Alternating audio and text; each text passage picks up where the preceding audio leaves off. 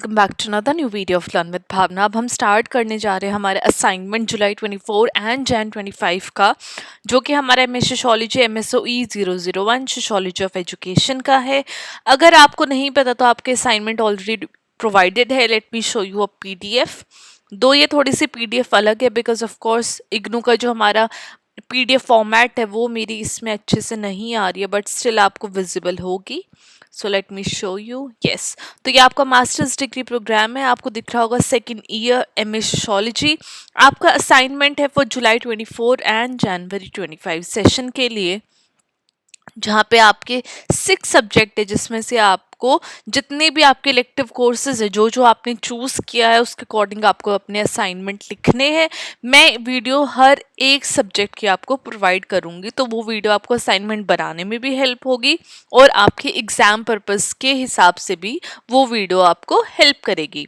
Now यहाँ पे एक स्टूडेंट्स के लिए नोट दिया गया है एंड एडमिशन साइकिल और डेट ऑफ सबमिशन भी बताई गई है, जहाँ पे 24 जुलाई बैच के स्टूडेंट की असाइनमेंट सबमिशन की डेट है 31 मार्च। वहीं पे जनवरी 25 बैच के स्टूडेंट के लिए असाइनमेंट सबमिशन की डेट है 30 सितंबर 2025। एंड दोनों बैच के स्टूडेंट के लिए जो असाइनमेंट क्वेश्चंस है वो सेम रहेंगे। यहाँ पे कुछ टिप्स दी हुई हैं असाइनमेंट करने के लिए, जहाँ पे प्लानिंग, ऑर्गेनाइजेशन, प्रेजेंटेशन, 3 बेसिस के ऊपर आपको असाइनमेंट पे मार्क्स मिलेंगे। यहाँ पे आपके आ जाते हैं सब्जेक्ट। नाउ जैसे मैंने आपको बताया, हम पहले MSOE 001 स्टार्ट करेंगे, जो कि हमारे सोशोलॉजी ऑफ एजुकेशन का है। यहाँ पे आपको 5 क्वेश्चन करने हैं, जहाँ पे आपको 2 क्वेश्चन ईच सेक्शन से सिलेक्ट करने हैं। आपको 2 सेक्शन दिए हुए हैं, 1 एंड 2। दोनों सेक्शन में 5 क्वेश्चंस है। आपको 2 क्वेश्चन दोनों सेक्शन में से चूज करने हैं and 1 extra question, that is total 5 question करने हैं। तो आप दोनों में से कोई भी 5 क्वेश्चन चूज कर सकते हैं, 2 फ्रॉम ईच सेक्शन। और आपका हर एक क्वेश्चन 20 मार्क्स का है। 500 वर्ड्स आपको लिखने, just like your exam paper. Exam में भी इसी तरीके से आपको क्वेश्चन पेपर आएगा, आपको इसी तरीके से एग्जाम में अपने क्वेश्चन अटेम्प्ट करने। देन 1 बाय 1 आपके हर एक सब्जेक्ट के यहाँ पे क्वेश्चन प्रोवाइडेड है एंड 1 बाय 1 आपको हर एक सब्जेक्ट की जो वीडियोस है असाइनमेंट की वो मिलती रहेंगी। अब आपको मुझे कमेंट में ये बताना है कि मैं ईच सेक्शन से 3 क्वेश्चन आपको प्रोवाइड करूं या फिर मैं सारे मतलब कि 5 क्वेश्चंस प्रोवाइड करके टोटल 10 क्वेश्चन आपको प्रोवाइड करूं, ताकि आपके लिए ऑप्शन ज्यादा हो असाइनमेंट क्वेश्चन चूज करने के and of course that will help you in your exam as well. तो ये मुझे आपको कमेंट करके बताना है कि आपको ईच सेक्शन से 3 करूं या 3 करूं या फिर ऑल क्वेश्चन मैं आपको प्रोवाइड करूं। ये आप मुझे कमेंट करके जरूर बताना। Now starting with the question. First question है हमारा, compare functionalist and conflict theories in the context of education in India. ना ये हमारा क्वेश्चन 1 है, again which is of 20 marks and 500 words each. आपको इसको आंसर करना है। मैंने 500 वर्ड से थोड़ा सा ज्यादा ही वर्ड लिमिट लिखी है, ताकि अगर आप असाइनमेंट में ज्यादा भी वर्ड लिख दोगे तो it won't be an issue. But क्योंकि आपको 500 वर्ड से कम नहीं लिखना है, ये आपको मेक श्योर करना है, इसलिए मैंने आपको ट्राई किया कि मैं आपको ज्यादा कंटेंट प्रोवाइड करूं, बेटर कंटेंट प्रोवाइड करूं। Now starting with the answer. जब हम एजुकेशन को एज अ सोशल इंस्टीट्यूशन देखते हैं तो हम देखते हैं कि उसने सोसाइटी को स्ट्रक्चर प्रोवाइड करने में बहुत ज़्यादा हेल्प की है, जहाँ पे सोशल ऑर्डर और इनइक्वालिटीज़ को एड्रेस करती है एजुकेशन एज अ सिस्टम। तो फंक्शनलिस्ट और कॉन्फ्लिक्ट जो व्यू पॉइंट है, थ्योरीज है, उन दोनों के अपने बहुत डिफरेंट पर्सपेक्टिव है। उन्होंने जो इफेक्ट और पर्पस एजुकेशन का बोला है इंडियन सोसाइटी के अंदर, दोनों ने बिल्कुल कॉन्ट्रास्ट व्यूज अपने प्रोवाइड किए हैं, जहाँ पे हमें एजुकेशन के जो डिस्टिंक्ट रोल है सोसाइटी के अंदर वो समझ में आता है, वो देखने को मिलता है इन 2 थ्योरिस्ट के थ्रू। इन 2 सोच के जो विचारधारा के जो जितने भी हमारे सोशोलॉजिस्ट है, हमें डिफरेंट पर्सपेक्टिव, एक डिफरेंट तरीके से जो एजुकेशन का रोल है सोसाइटी के अंदर, हमें वो देखने को मिलता है, वो समझ में आता है। ना फर्स्ट ऑफ ऑल आपको पता होना चाहिए कि फंक्शनलिस्ट पर्सपेक्टिव के, फंक्शनलिस्ट विचारधारा के जितने भी हमारे थ्योरिस्ट है, जितने भी हमारे सोशोलॉजिस्ट हैं, वो क्या सोचते हैं। तो फंक्शनलिस्ट जो होते हैं वो सोसाइटी के अंदर अगर वो किसी भी टॉपिक के ऊपर बात कर रहे हैं, so they seek positivity in it, they seek कि जो किसी भी पर्टिकुलर चीज के ऊपर बात करते हैं तो वो एक पॉजिटिव लाइट में उस चीज को देखते हैं, उसका एक पॉजिटिव रोल और फंक्शनिंग सोसाइटी के अंदर देखते हैं। तो यहाँ पे भी आप देखोगे कि जो फंक्शनलिस्ट थ्योरी है वो एजुकेशन को एक टूल की तरह देखते हैं जो सोशल स्टेबिलिटी लेके आ रहा है सोसाइटी में, यूनिटी ला रहा है और कल्चरल वैल्यूज ट्रांसमिट होती है एजुकेशन के द्वारा। ये perspective Emile Durkheim, he is one of the founding fathers, उन्होंने चैंपियन किया था, जहाँ पे उन्होंने एजुकेशन को एक तरीके से कलेक्टिव कॉन्शियसनेस के रोल के अंदर देखा था, जहाँ पे इंडिविजुअल्स को वो प्रिपेयर करते हैं कि वो सोसाइटी में जो उनका रोल है सोसाइटी के अंदर, सोसाइटी को बेटर करने के लिए वो अपना रोल अच्छे से प्ले कर सके। तो एजुकेशन उसमें हेल्प करता है। नाउ इसके आगे जब हम इंडिया के अंदर फंक्शनलिस्ट पर्सपेक्टिव की बात करते हैं तो हम देखते हैं कि जो एजुकेशन है वो नेशन बिल्डिंग और इकोनॉमिक डेवलपमेंट में कंट्रीब्यूट करता है, जहाँ पे स्कूल एजेंट ऑफ सोशलाइजेशन बनते हैं, जहाँ पे कॉमन वैल्यूज, सिविक रिस्पॉन्सिबिलिटी और रिस्पेक्ट वो सिखाते हैं डाइवर्सिटी के लिए, क्योंकि जो हमारी सोसाइटी है वो एक मल्टी कल्चरल सोसाइटी है। फॉर एग्जाम्पल जब हम हिस्ट्री और सिविक्स जैसे सब्जेक्ट को पढ़ते हैं तो हम इंडिया की डेमोक्रेटिक ईथोस को सीख रहे हैं, सेकुलरिज्म समझ रहे हैं, कल्चरल हेरिटेज हम लेके आते हैं और एक नेशनल इंटीग्रेशन को प्रमोट करते हैं हम इन सब्जेक्ट्स के द्वारा जो कि हमें स्कूल में पढ़ाए जाते हैं। तो फंक्शनलिस्ट ने ये भी बोला कि जो एजुकेशन का रोल है वो स्किल डेवलपमेंट और मेरिटोक्रेसी में भी हेल्प करता है, जहाँ पे स्किल जैसे कि प्रोग्राम है स्किल इंडिया और वोकेशनल ट्रेनिंग, ये हेल्प करती है स्टूडेंट को कि वो इंडस्ट्री, जिस भी इंडस्ट्री में वो जाना चाहते हैं उससे रेलिवेंट वो स्किल सीख सके और एम्प्लॉय हो सके और इकोनॉमिक ग्रोथ में भी कंट्रीब्यूट कर सके हमारी कंट्री की। सिमिलरली जब कॉम्पिटिटिव एग्जाम्स की हम बात करते हैं, चाहे जेईई हो, नीट हो, तो ये सब इस तरीके से बने हैं ताकि टैलेंट बेस्ड हमें मिल सके मेरिट बेसिस के ऊपर, जहाँ पे अपवर्ड सोशल मोबिलिटी हो सके केपेबल इंडिविजुअल्स की। हावेवर जो फंक्शनलिस्ट अप्रोच है वो कहीं ना कहीं जो एजुकेशन में जो स्ट्रक्चरल बैरियर्स आ रहे हैं, जो कास्ट के बेसिस के ऊपर बच्चों को एडमिशन नहीं मिल पाता है, दो अब ये सारी चीज़ें कम है अर्बन एरियाज में, बट अगर आप रूरल एरियाज में देखोगे तो अभी भी ये चीज़ें प्रिवेलेंट है। जेंडर बेसिस के ऊपर एडमिशन नहीं दिया जाता है, अब लड़कियों को स्पेशली स्कूल्स में नहीं भेजा जाता है। इकोनॉमिक इनइक्वालिटीज़ है, जहाँ पे जो बेटर एजुकेशन सिस्टम है या फिर जो बेटर वोकेशनल ट्रेनिंग सिस्टम्स है वहाँ की फीस ज़्यादा है, तो जो लोअर इकोनॉमिक स्ट्रेटा के लोग हैं वो उसको अफोर्ड नहीं कर पाते हैं, जिसकी वजह से जो फुल जो बेनिफिट है एजुकेशन सिस्टम के वो कहीं ना कहीं सोसाइटी में हर एक इंडिविजुअल नहीं ले पाता है। एजुकेशन एक तरीके से इक्वालिटी लेके आती है, लेकिन कहीं ना कहीं डिफरेंसेस हमें देखने को मिल जाते हैं एक्सेस और क्वालिटी ऑफ एजुकेशन में, जो कि कहीं ना कहीं जो फुल पोटेंशियल है एजुकेशन का वो सोसाइटी में नहीं रीच कर पा रहा है। राइट वहीं पे सेकंड हमारे पर्सपेक्टिव आ जाता है conflict perspective, as per your question.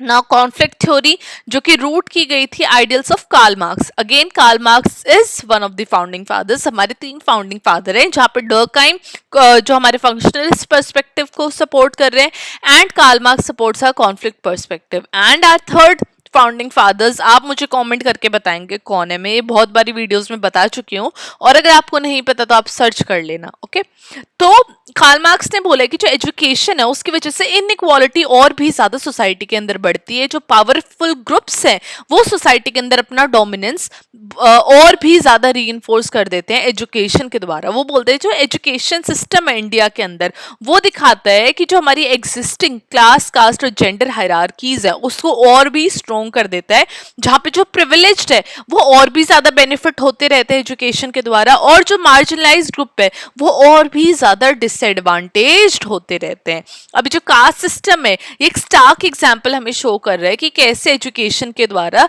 Society के अंदर डिविजन्स हमें देखने को मिलती है, जहाँ पे पॉलिसीज आ रही है रिजर्वेशन की, अफर्मेटिव एक्शन की, जहाँ पे एससी, एसटी और अदर बैकवर्ड क्लासेस को रिजर्वेशन प्रोवाइड की गई है, लेकिन स्टिल उनको एक एक्सक्लूजन एक्सक्लूजन देखने को मिलता है उनका, डिस्क्रिमिनेशन उनके साथ होता है एजुकेशनल इंस्टीट्यूशन के अंदर, जहाँ पे एलीट इंस्टीट्यूशन है आईआईटीज एंड आईआईएम, वो स्टिल डोमिनेट, अभी भी अगर आप देखोगे अपर कास्ट स्टूडेंट उनको डोमिनेट कर रही हैं, वहाँ पे ज़्यादा एडमिशन उनके देखने को मिलते हैं। और एक हमें इन पॉलिसीज़ का जो लिमिटेड इम्पैक्ट है वो कहीं ना कहीं हमें देखने को मिल रहा है, जहाँ पे ट्रू इक्विटी और इक्वालिटी हमें नहीं देखने को मिल पा रही है, इवन दो इतनी सारी reservation and affirmative action policies आई हुई हैं हमारी कंट्री के अंदर। मोर ओवर जितने भी कॉन्फ्लिक्ट थ्योरिस्ट हैं उन्होंने ये बताया जो कमर्शलाइजेशन ऑफ एजुकेशन इंडिया के अंदर वो एक बहुत बड़ा फैक्टर बन चुका है, और भी ज़्यादा इनइक्वालिटीज जिसके वजह से क्रिएट हुआ है, बिकॉज प्राइवेट स्कूल्स बहुत ज़्यादा बढ़ गए हैं, कोचिंग सेंटर्स इंक्रीज हुए हैं, जिसकी वजह से एक डुअल एजुकेशन सिस्टम बन चुका है। एक तो जो एफ्लुएंट सोसाइटी के लिए बना है जहाँ पे हाई क्वालिटी रिसोर्सेज प्रोवाइडेड है, वहीं पे जो इकोनॉमिकली डिसएडवांटेज ग्रुप हैं, जो पुअर लोग हैं, उनके पास अंडर फंडेड गवर्नमेंट स्कूल के अलावा और कोई ऑप्शन नहीं है। इस डिवाइड की वजह से ये जो अर्बन रूरल डिस्पैरिटीज हैं, जहाँ पे अर्बन स्टूडेंट के पास ज़्यादा बेटर इंफ्रास्ट्रक्चर है, बेटर क्वालिफाइड टीचर्स है और एक्स्ट्रा करिकुलर अपॉर्चुनिटीज भी बहुत ज़्यादा है, हमें ये डिफरेंसेस और भी ज़्यादा बढ़ते हुए देखने को मिलते हैं। कॉन्फ्लिक्ट थ्योरी क्रिटिक करती है आइडियोलॉजिकल फंक्शन ऑफ एजुकेशन को भी, जहाँ पे वो करिकुला को एक इंटरेस्ट ऑफ डोमिनेंट ग्रुप की तरह देखते हैं, जहाँ पे एक सेलेक्टिव वर्जन ऑफ हिस्ट्री और कल्चरल वैल्यूज हमें देखने को मिलती है, वहीं पे जहाँ पे मार्जिनलाइज्ड एक ऑल्टरनेटिव वॉइसेस बन के रह जाते हैं। फॉर एग्जाम्पल अगर हम डिबेट की बात करते हैं on the content of history text book and revision, तो एक हमें सिलेबस के द्वारा ये रिवील होता है कि कैसे एजुकेशन एक आइडियोलॉजिकल कंट्रोल का मीडियम बन रही है, जहाँ पे हेजेमोनी ऑफ पॉलिटिकल और सोशल एलिट्स हमें रीइंफोर्स होता हुआ दिखता है हमारे करिकुलम में भी, हमारे बुक्स के अंदर भी।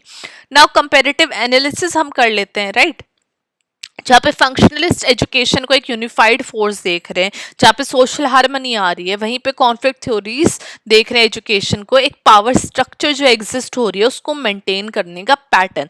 दोनों पर्सपेक्टिव इंडियन कॉन्टेक्स्ट के अंदर बहुत ज़्यादा रेलिवेंट है, जहाँ पे फंक्शनलिस्ट आइडियाज रिफ्लेक्ट कर रहे हैं कि ऐसे राइट टू एजुकेशन एक्ट आया है जो कि यूनिवर्सलाइज करने की कोशिश कर रहा है प्राइमरी एजुकेशन को और इंक्लूसिविटी को इंश्योर कर रहा है। वहीं पे सेम टाइम पे अगर आप कॉन्फ्लिक्ट थ्योरी को जब हम एक्सप्लेन करते तो हम देखते हैं इनइक्वालिटी अभी भी बहुत ज़्यादा प्रिवेलेंट है, परसिस्टेंट है हमारी सोसाइटी के अंदर। जैसे कि आप डिजिटल डिवाइड आपने देखा कोविड-19 पेंडेमिक में, अगर आप डिजिटल डिवाइड पे और भी ज़्यादा डिटेल में आप जानना चाहते हैं तो मैंने ऑलरेडी एक वीडियो पुट अप की है, आप सर्च कर सकते हैं, फिर आप मुझे कमेंट कर सकते हैं, I will share the link with you, जहाँ पे स्टूडेंट रूरल एरिया से और लो इनकम फैमिली से उनके पास आज भी वो स्ट्रगल कर रहे हैं ऑनलाइन एजुकेशन के लिए, और जिसकी वजह से वो बहुत ज़्यादा सफ़र भी हुए थे during the covid time. For example जब हम रिजर्वेशन पॉलिसीज़ की बात करते हैं जो कि हिस्टोरिकल इनजस्टिस को एड्रेस करने की बात कर रही है, लेकिन वो कहीं ना कहीं रेजिस्टेंस भी हमें देखने को मिलता है इन पॉलिसीज़ के अंदर प्रिविलेज ग्रुप के द्वारा, जहाँ पे एक टेंशन हमें देखने को मिलती है इनइक्वालिटी और एंट्रेंच्ड पावर डायनेमिक्स के बीच में। सिमिलरली जो हायर एजुकेशन कमोडिटी एक बन चुकी है, जहाँ पे फीस बहुत ज़्यादा बढ़ती जा रही है प्राइवेट इंस्टीट्यूशन की, जिसकी वजह से हमें एक बैरियर देखने को मिला है मार्जिनलाइज कम्युनिटीज का, जिसकी वजह से कॉन्स्टिट्यूशनल हमें गारंटी ऑफ इक्वालिटी नहीं देखने को मिल रही है, बिकॉज एजुकेशन अपने आप में एक बहुत बड़ी कमोडिटी बन चुकी है। And due to the high rising fees हर एक इंसान पर्टिकुलरली जो लोअर इकोनॉमिक्स इनकम से बिलोंग करते हैं वो नहीं इन वेरी एक्सपेंसिव एजुकेशन को अफोर्ड कर सकते, राइट।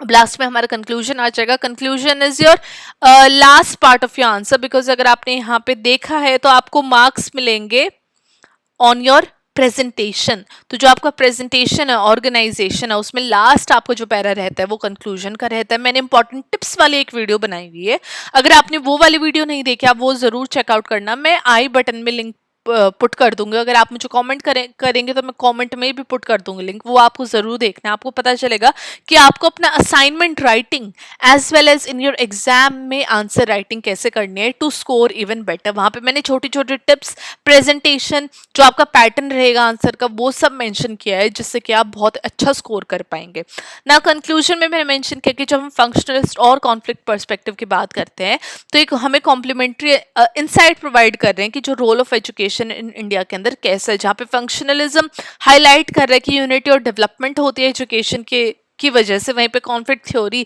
जो स्ट्रक्चरल बैरियर्स है, इनइक्वालिटीज है, ट्रांसफॉर्मेटिव पोटेंशियल जिसकी वजह से लिमिट हो रहा है एजुकेशन का, वो शो करता है। तो ये अपने आप में एक होलिस्टिक अप्रोच है जहाँ पे दोनों पर्सपेक्टिव हमें देखने को मिलते हैं और दोनों ही बहुत ज़्यादा क्रूशियल हैं जानने के लिए कि कैसे हम एजुकेशन को एक टूल बना सकते हैं ताकि इक्विटी और प्रोग्रेस हमें इंडियन सोसाइटी के अंदर देखने को मिले। तो ये हमारा फर्स्ट आंसर था असाइनमेंट का ऑफ योर MSOE 001, जहाँ पे हमने दो पर्सपेक्टिव थ्योरीज के बारे में बात की with in the context of education in India. I hope आप लोगों को आंसर अच्छा लगा होगा, और अगर आप ऐसे ही बेटर आंसर चाहते हैं अपने असाइनमेंट क्वेश्चन के तो आप चैनल को सब्सक्राइब कर सकते हैं, वीडियो को लाइक कर सकते हैं, कमेंट कर सकते हैं, अपने व्यू पॉइंट शेयर कर सकते हैं। और and I will see you very very soon with question 2। Till then study well, study hard, and keep writing your best assignments and keep supporting my channel.